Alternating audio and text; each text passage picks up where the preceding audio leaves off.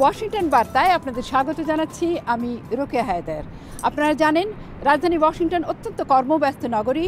হর হামেশাই এখানে দেশি বিদেশি গণ্যমান্য ব্যক্তিবর্গ অতিথিরা আসছেন। যেমন এসেছেন বাংলাদেশের পররাষ্ট্র সচিব মিজানুল কায়েস। মিজানুল কায়েস প্রথমে এসেছিলেন জাতিসংঘে। সেডো কমিটিতে সর্বোচ্চ ভোট নিয়ে এবার সদস্য হয়েছেন বাংলাদেশের রাষ্ট্রদূত ইসমাত জাহান। সেডোর একটি ইতিহাস।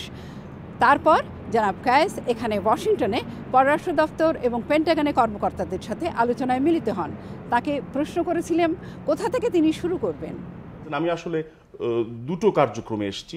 আমার প্রথম অংশ ছিল সিডোর নির্বাচনের জন্য যেই আমরা ক্যাম্পেইন চালিয়েছি সেটার সমাপ্তিটুকু টানার এবং সেখানটায় শেষ অবধি কিছু কিছু তো সমর্থন আদায়ের পর্ব থাকে, সেটি নিয়ে আমরা কাজ করেছি। এই ক্যাম্পেইনের শেষ অংশটুকু খুবই ইন্টেন্স ছিল, কিন্তু আমরা অত্যন্ত আনন্দিত যে আমরা যেভাবে সমর্থন পেয়েছি সেই সমর্থনের ফলে আমরা নির্বাচনের দিনে দেখেছি 185টি রাষ্ট্র যে যারা সদস্য আছেন তার মধ্যে 184 জন ভোট দিয়েছেন, তার মধ্যে আমরা পেয়েছি 153। সিডোর ইতিহাসে এত ভোট পেয়ে কেউ কোনোদিন নির্বাচিত হননি।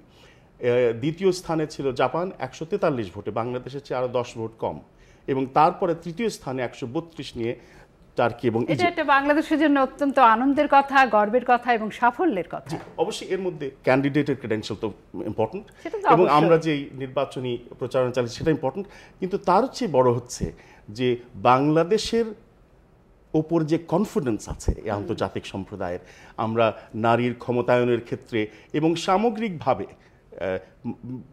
মানব বর্তমান কালের যে সকল মূল্যবোধ, বৈশ্বিক মূল্যবোধের পক্ষে যেখানে বাংলাদেশ দাঁড়িয়ে আছে, তার উপরে যে বিশ্ব সম্প্রদায়ের আস্থা তারই বহিঃপ্রকাশ। কারণ মানবাধিকার কাউন্সিলের